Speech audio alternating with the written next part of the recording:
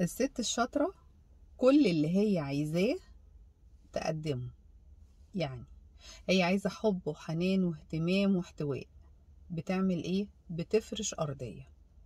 هي اللي بتبتدي وبتكون اللي عندها الايه المبادرة انها تدي كل ده في الأول.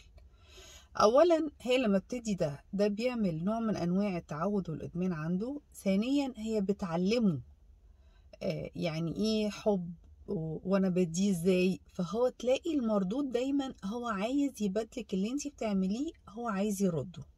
دي حاجة. الحاجة التانية زعلته هو اتعود منك على اهتمام معين وعلى طريقة معينة وعلى حب معين ويا حبيبي واخبارك طب زعلتي وسكتي. العقل اللاواعي بيبتدي يفكره الموضوع ده حصل عنده ادمان، عايز الجرعات دي.